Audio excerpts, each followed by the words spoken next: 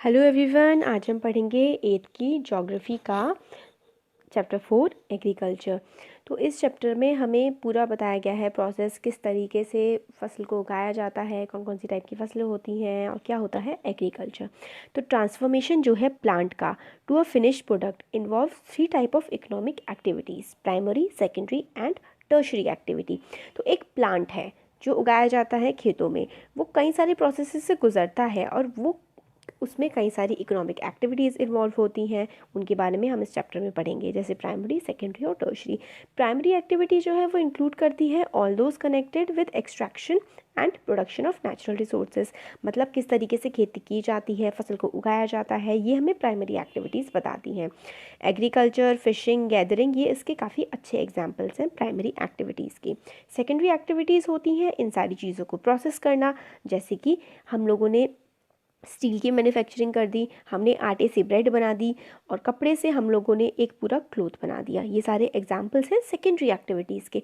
Tertiary activities में primary और secondary sectors को हम लोग और ज़्यादा आगे बढ़ाते हैं सर्विसेज से, जैसे कि हम लोगों ने जो चीज़ प्रोड्यूस की है उसको हमने ट्रांसपोर्ट कर दिया, ट्रेडिंग हो गई उसकी, बैंकिंग, इंश्योरेंस, एडवर्टाइज कर दिया उसके बारे में। तो ये सारी क्या एक्टिविटीज़ होती हैं, ये होती हैं टर्शरी एक्टिविटीज़। अब एग्रीकल्चर जो है वो एक प्राइमरी एक्टिविटी है और ये इंक्लूड करती है जिससे क्रॉप्स को ग्रो करना, फ्रूट्स उगाना, वेजिटेबल्स, फ्लावर्स और लाइफ स्टॉक को पालना। वर्ल्ड का लगभग 50% जो पॉपुलेशन है वो एग्रीकल्चर में इन्वॉल्व है और इंडिया की around 50-60% population, 2/3 of India's population is still dependent on agriculture. आज भी वो एग्रीकल्चर पे डिपेंड करती है। और अब वर्ड ओरिजिन देखते हैं कि जो एग्रीकल्चर है वो डिराइव होता है लैटिन वर्ड एगर या फिर एग्री से, जिसका मतलब होता है सॉइल। कल्चर का मीन्स होता है कल्टीवेशन, एग्री का मीन्स मिट्टी, कल्टीवेशन कल्चर का मतलब उगाना। तो मिट्टी पर फसल उगाना हो गया एग्रीकल्चर का लिटरल मीनिंग। अब सही टोपोग्राफी मतलब एरिया जो होना चाहिए, उसकी सॉइल जो होनी चाहिए, एनवायरनमेंट होना चाहिए, वो सही होना चाहिए किसी भी फसल को उगाने के लिए। तो favourable topography of soil and climate are vital for agricultural activity. जो लैंड है उस पर जो क्रॉप की ग्रो की जाती है वो एरेबल लैंड होना चाहिए, मतलब उस पर फसल उगाई जा सके ऐसा लैंड होना चाहिए। और वेरियस फैक्टर्स होते हैं जिनसे जो क्रॉप्स वेरी करती हैं कि कौन सी चीज़ कहाँ उगाई जाती है। पहले हम ये देख लेते हैं कि डू यू नो एग्रीकल्चर कई सारे टाइप्स का होता है। कल्चर में हम लोग एग्री, सेरी, पिसी, विटी, हॉर्टी करके काफ़ी सारी चीज़ें बना सकते हैं। जो एग्रीकल्चर होता है वो होता है science and art of cultivation of soil, rising crops and rearing life stock is called farming. तो फार्मिंग क्या होती है, सॉइल पर, मिट्टी पर फसल को उगाना और पशुपालन करना। सेरीकल्चर में हम लोग क्या करते हैं, सिल्क वॉर्म से सिल्क प्रोड्यूस करते हैं, ये सप्लीमेंट करती है फार्मर की इनकम को। आप लर्न कैसे कर सकते हैं, सिल्क भी ऐसे होता है और सेरी भी ऐसे होता है। तो इस तरीके से आप लर्न कर सकते हैं कि सेरीकल्चर का मतलब होता है जो सिल्क वॉर्म है उसको पालना। पिसीकल्चर होता है फिश की बियरिंग। आप एक वो होती है राशि जो होती है, पाइसेस होती है ना, उसमें मछली बनी होती है ना, तो उससे अगर आप रिलेट करके याद कर सकें कि पिसीकल्चर क्या होता है, जिसमें मछली पालन करते हैं टैंक्स में और पॉन्ड्स में।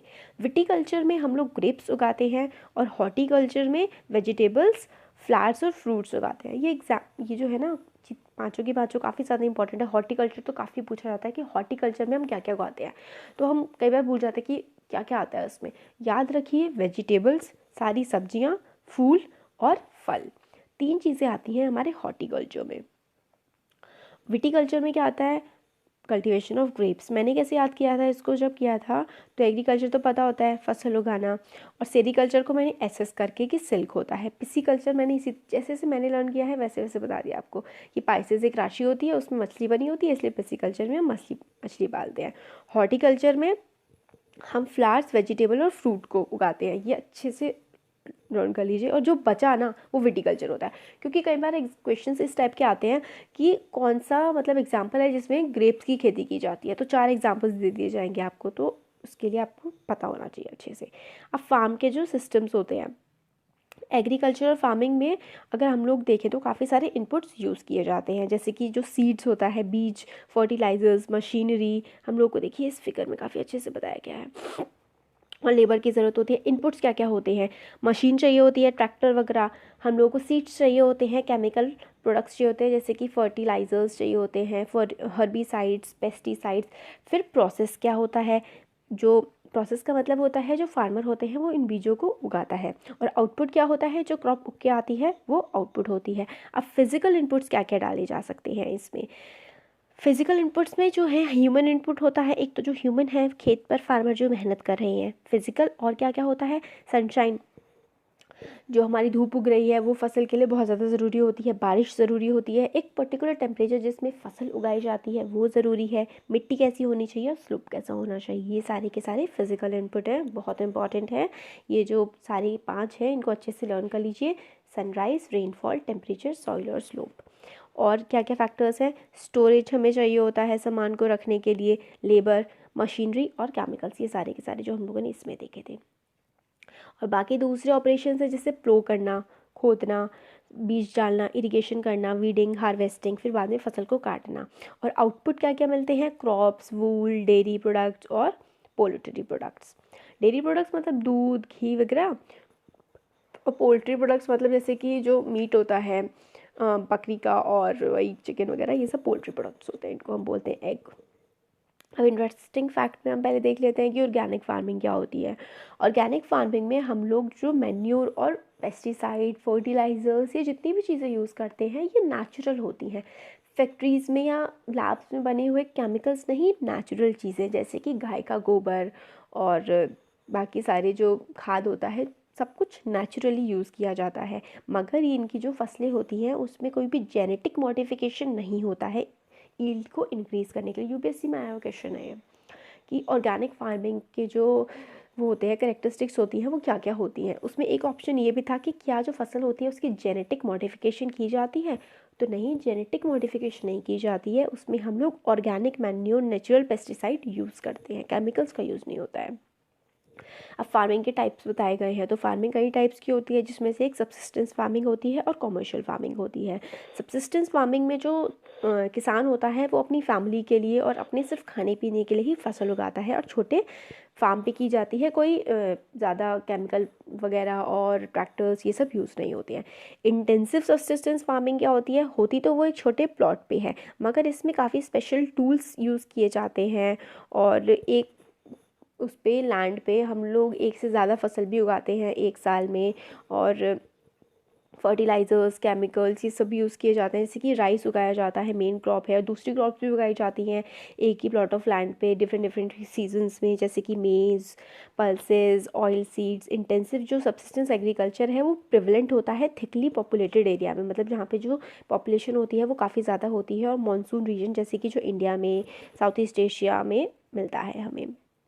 प्रिमिटिव सब्सिस्टेंस एग्रीकल्चर में क्या होता है, शिफ्टिंग कल्टीवेशन और नोमैडिक हर्डिंग। अब शिफ्टिंग कल्टीवेशन में काफ़ी कहाँ कहाँ ये प्रेवलेंट है, अमेजोन बेसिन में काफ़ी प्रेवलेंट है, अफ्रीका में, parts of south east Asia और नॉर्थ ईस्ट इंडिया में।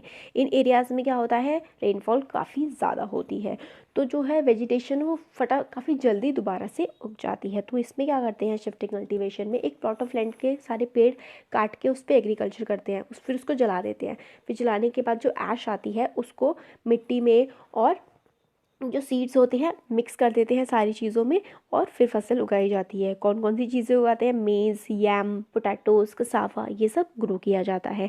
फिर कुछ टाइम बाद जब सॉइल की फर्टिलिटी ख़त्म होने लगती है, कम होने लगती है, तो उस लैंड को छोड़ दिया जाता है और नए प्लॉट पे मूव किया जाता है, और फिर नए प्लॉट पे भी पूरा का पूरा प्रोसेस इसी तरह से पेड़ काटना, जलाना और फिर मिक्स कर देना उसको, ऐश और सॉइल और सीड्स को, इस पूरे प्रोसेस को हम शिफ्टिंग कल्टीवेशन या फिर स्लैश एंड बर्न एग्रीकल्चर कहते हैं। अब जो ये शिफ्टिंग कल्टीवेशन है ये डिफरेंट डिफरेंट नेम से जाना जाता है पूरे वर्ल्ड में। झुमिंग जो है नॉर्थ ईस्ट इंडिया में हम इसको बोलते हैं, मिल्पा और मैक्सिको, MMRNA दोनों में, मिल्पा, मैक्सिको। रोका जो है वो ब्राज़ील में मिलता है, और लद्दाख मिलता है मलेशिया में। अब नोमैडिक हर्डिंग क्या होता है, नोमैडिक हर्डिंग जो है वो प्रैक्टिस की जाती है सेमी एरिड और सेमी एरिड या फिर arid region of Sahara, central Asia या फिर सम पार्ट ऑफ इंडिया जैसे कि राजस्थान, जम्मू एंड कश्मीर। अब इसमें होता क्या है, जो हर्ड्स मतलब झुंड होते हैं वो एक जगह से दूसरी जगह मूव करते हैं एनिमल्स के, और लोग अपने एनिमल्स के साथ मूव करते हैं एक जगह से दूसरी जगह खाने के लिए और पानी की तलाश में, और उनके रूट्स जो हैं वो डिफाइंड होते हैं कि यहाँ से जाना है, यहाँ वापस आना है, सीज़न टू सीज़न ये लोग इधर उधर घूमते रहते हैं। और इस टाइप में जो मूवमेंट होता है वो क्लाइमेट और टेरेन पे काफ़ी ज़्यादा मैटर करता है। और कौन कौन से जानवर होते हैं, जैसे कि शीप, कैमल या गोट्स, ये कॉमनली पाले जाते हैं, रियर किए जाते हैं। और यही एनिमल्स लोगों को प्रोवाइड करते हैं दूध, मिल्क, वूल, हाइड्स। मिल्क तो आपको पता है क्या होता है, मीट मतलब उनका मांस। वूल जो ऊन होती है शीप्स वगैरह पे। और हाइड क्या होता है, एनिमल्स की जो स्किन होती है, जो लेदर होता है ना, वो हाइड से ही बनता है एनिमल्स की। और ये सारे प्रोडक्ट्स जो है वो हर्डर्स को, उनकी फैमिली को मिल जाते हैं। अब कॉमर्शियल फार्मिंग क्या होती है? कॉमर्शियल फार्मिंग में जो क्रॉप ग्रो की जाती है वो काफ़ी ज़्यादा बड़े स्केल पे की जाती है जनरली, और मार्केट में बेचने के लिए की जाती है। इसमें जो है पैसे भी काफ़ी ज़्यादा लगते हैं, और जो वर्क डन होता है वो मोस्टली मशीन्स के द्वारा किया जाता है। जो कॉमर्शियल फार्मिंग है वो इंक्लूड करती है ग्रेन फार्मिंग, मिक्स्ड फार्मिंग और प्लांटेशन एग्रीकल्चर को। ग्रेन फार्मिंग जैसे कि ग्रेन्स को उगाना, फूड ग्रेन्स को उगाना। मिक्स्ड फार्मिंग मतलब एक ही प्लॉट ऑफ लैंड पे काफ़ी सारे फसल को सीज़न टू सीज़न उगाना। प्लांटेशन एग्रीकल्चर जैसे कि बनाना उगाना बहुत सारे बड़े एरिया पे, या फिर कोको उगाना, कॉफ़ी उगाना, राइस उगाना, सॉरी कॉफ़ी राइस नहीं, कॉफ़ी उगाना, टी उगाना। इस तरीके की जो फार्मिंग होती है वो हम लोग को कॉमर्शियल फार्मिंग हम उसे बोलते हैं। या फिर इसे प्लांटेशन एग्रीकल्चर बोला जाता है, जिसमें हम लोगों को कैश क्रॉप्स उगाते हैं। कैश क्रॉप्स जैसे कॉफ़ी होती है, टी होती है, बनाना होता है, और कैश्यू नट्स वगैरह, ये सारी की सारी जो है कैश क्रॉप्स होती है जो हम प्लांटेशन एग्रीकल्चर में उगाते हैं। ये सब बुक में नहीं दिया हुआ है, मैंने थोड़ी सी एक्स्ट्रा इन्फॉर्मेशन दे दी आपको। Commercial grain farming crops are grown for commercial purpose. तो वीट, मेज़, ये जो है कॉमनली ग्रोन क्रॉप्स होती हैं। वीट और मेज़ पूरे वर्ल्ड में काफ़ी ज़्यादा खाया जाता है, इसलिए काफ़ी ज़्यादा इनको उगाया जाता है। Major areas where commercial grain farming is practice are temperate grasslands of North America, जिनका नाम प्रेरीज है, हमने पहले पढ़ा है। यूरोप और एशिया में कॉमर्शियल ग्रेन फार्मिंग होती है। ग्रेन क्या होता है, फूड ग्रेन्स जिसको हम खाते हैं। इनको कॉमर्शियल लेवल पे बेचने के लिए उगाया जाता है। ये जो एरियाज़ हैं वो काफ़ी स्पार्सली, मतलब कम पॉपुलेशन है इनकी, इसलिए फार्म्स बहुत बड़े बड़े होते हैं। हंड्रेड्स ऑफ हेक्टेयर्स में फार्म फैले होते हैं। और न्यूजीलैंड और यूएसए के कुछ एरियाज़ में तो हेलीकॉप्टर से जो है वो सीड्स को गिराया जाता है, इतने बड़े बड़े फार्म्स होते हैं। और इनमें क्या है, सिंगल क्रॉप ग्रो की जाती है, क्योंकि ये कॉमर्शियल फार्मिंग में है तो बहुत बड़े बड़े प्लॉट्स पे एक ही टाइप की फसल उगाई जाती है। अब मिक्स्ड फार्मिंग क्या होती है?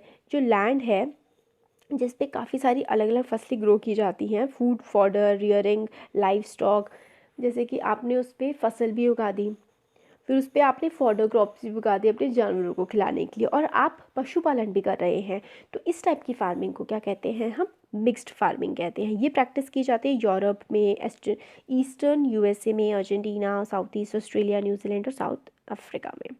प्लांटेशंस क्या होते हैं? प्लांटेशन एक टाइप ऑफ कॉमर्शियल फार्मिंग है, जहाँ पे क्या किया जाता है, एक सिंगल क्रॉप, जैसे tea, coffee, sugar cane, cashew, आ गया ये हमारा कैशू, रबर, बनाना, कॉटन, ये सारी की सारी एक प्लॉट ऑफ लैंड पे उगाई जाती हैं, काफ़ी बड़े स्केल पे। लार्ज अमाउंट ऑफ लेबर इसमें चाहिए होती है, काफ़ी सारे लोगों की ज़रूरत होती है, और काफ़ी सारे पैसे की भी ज़रूरत होती है।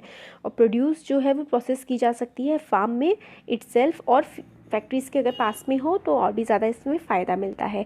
डेवलपमेंट और ट्रांसपोर्ट नेटवर्क इसमें काफ़ी ज़्यादा एसेंशियल पार्ट प्ले करते हैं, क्योंकि इसमें हमें ज़्यादातर फैक्ट्रीज़ में ही चीज़ों को ट्रांसपोर्ट करना होता है।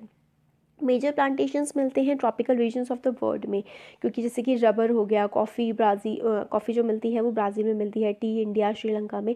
ये ट्रॉपिकल रीजन की ही क्रॉप्स हैं, ट्रॉपिकल रीजन में ही उगाई जाती हैं। इनको गर्मी, मतलब नमी चाहिए होती है, पानी काफ़ी चाहिए होता है, और टेम्परेचर जो है वो भी काफ़ी हाई चाहिए होता है।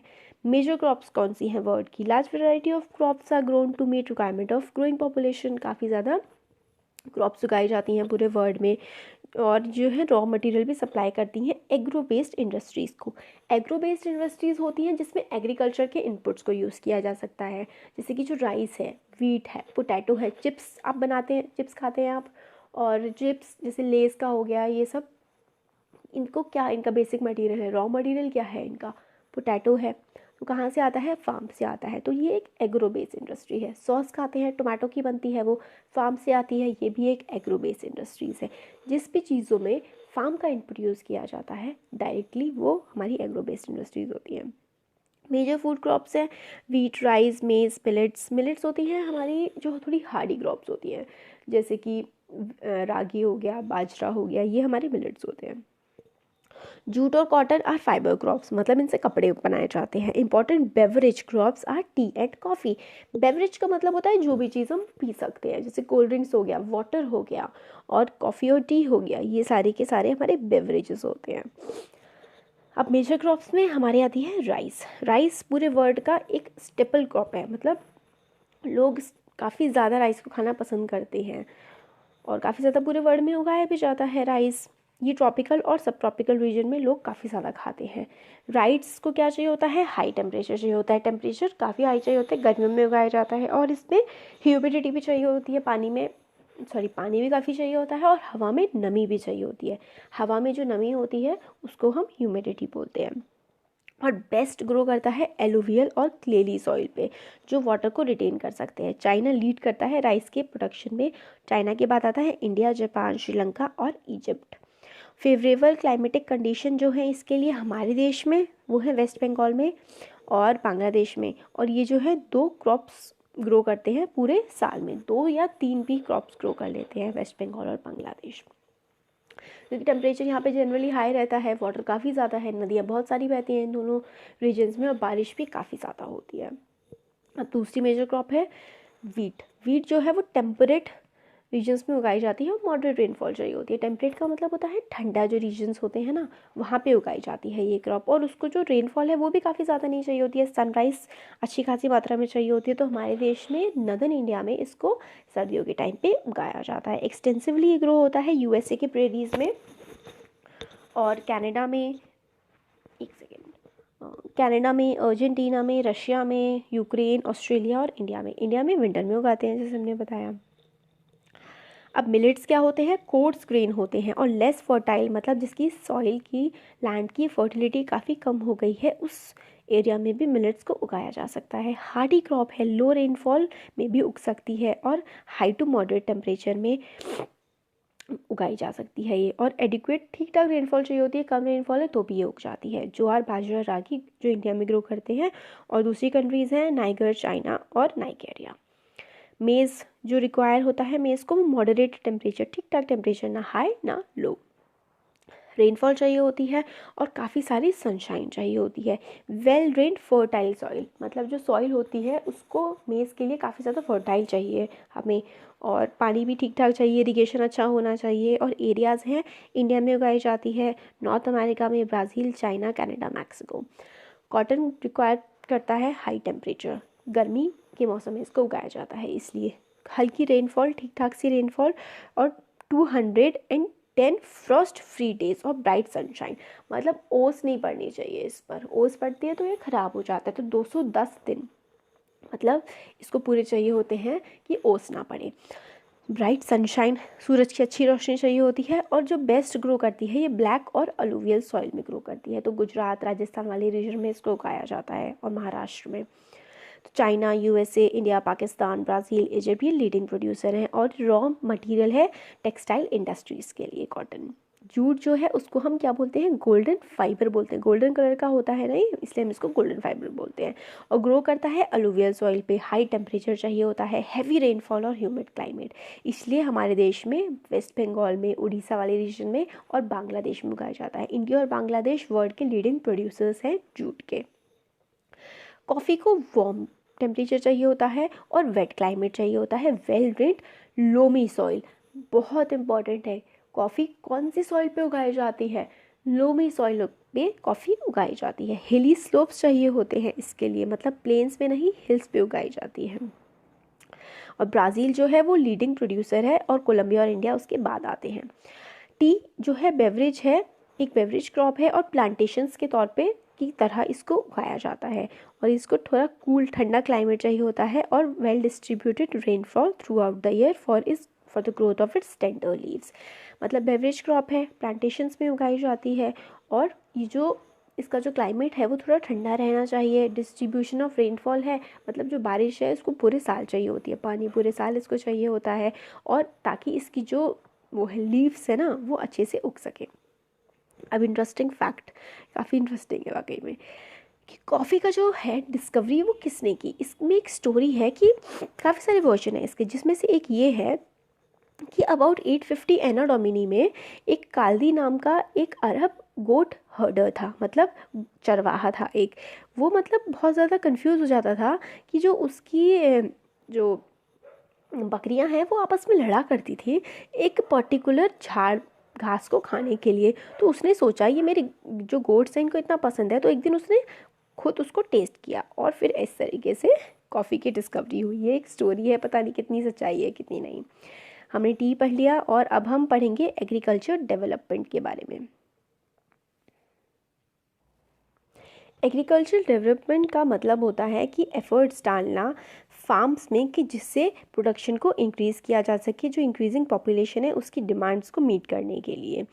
और ये अचीव किया जा सकता है वेरियस वे से, जैसे कि जो क्रॉप्ड एरिया है, जो लैंड है जिस पर क्रॉप्स को उगाया जाता है उसको बढ़ा दिया जाए, नंबर ऑफ़ क्रॉप्स को बढ़ा दिया जाए, इरिगेशन फैसिलिटीज़ डेवलप करी जाएँ। इरिगेशन फैसिलिटीज़ मतलब पानी जो देना होता है फसल को वो अवेलेबल हो, और फर्टिलाइज़र्स को डाला जाए उसमें लैंड पर।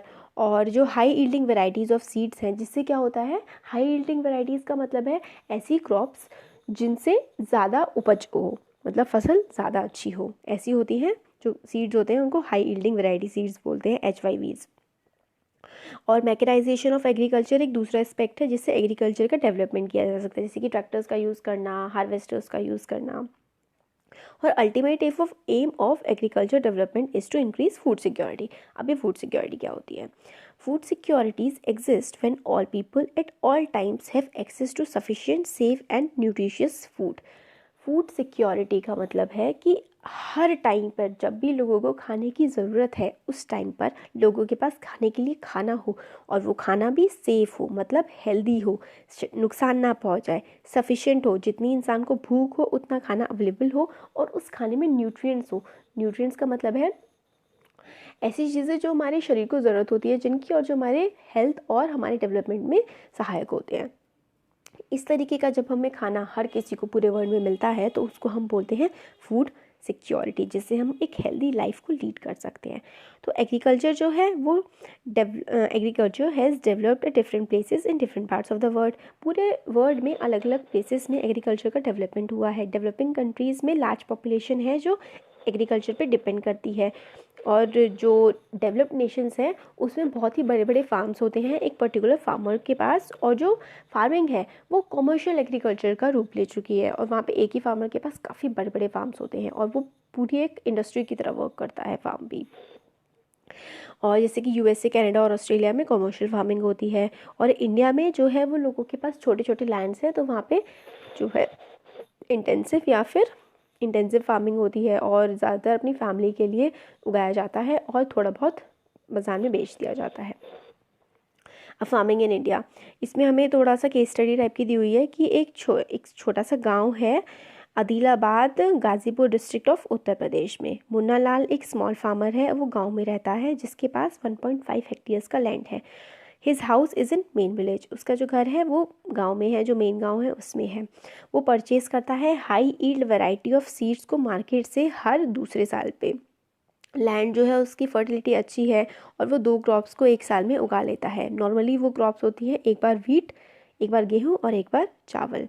फार्मर जो है वो एडवाइस लेते हैं अपने फ्रेंड से, अपने बड़ों से, और गवर्नमेंट एग्रीकल्चर ऑफिसर से भी अपनी फार्मिंग प्रैक्टिसेस के रिगार्डिंग पे। और वो जो है वो ट्रैक्टर को रेंट पे लेता है, अपने फील्ड को प्लो करता है। उसमें जो वो होते हैं ना, पहले हल से करते थे अब ट्रैक्टर से होने लगा है, और अपने कुछ फ्रेंड्स की सहायता से अब वो कुछ ट्रेडिशनल मेथड्स भी यूज़ करता है, बुलक कार्ट को भी यूज़ करता है प्लोइंग के लिए। ट्यूबवेल्स भी है नियर बाय फील्ड में, जिससे पानी जो है दिया जाता है, इरिगेशन हो जाता है फील्ड का। मुन्ना लाल के पास 2 बफलोज हैं और कुछ मुर्गियाँ भी हैं, जिससे वो बेच के मतलब बेचता है, जिसका मिल्क बफलो का वो फार्म का जो कोऑपरेटिव है, मतलब उनके गांव का कोई कोऑपरेटिव होगा, वहाँ पे जाके वो मिल्क को बेचता भी है। और मेंबर जो है कोऑपरेटिव सोसाइटी के उसको एडवाइस देते हैं on different type of fodder for his animals, मतलब कि एनिमल को किस किस चीज़ का मतलब किस किस टाइप का खाना खिलाना चाहिए एनिमल्स को, उस पर भी एडवाइस देते हैं। सेफ्टी मेजर्स देते हैं कि किस तरीके से लाइफ स्टॉक की हेल्थ को प्रोटेक्ट करके रखा जा सकता है। और आर्टिफिशियल इंसेमिनेशन, मतलब एक तो होता है नेचुरल मेटिंग, जिससे ऑफस्प्रिंग पैदा होती है। और एक होता है आर्टिफिशियल इंसेमिनेशन, मतलब किस इंजेक्शंस के थ्रू और वेरियस दूसरे मेथड्स के थ्रू आर्टिफिशियली जो है रिप्रोडक्शन किया जाता है।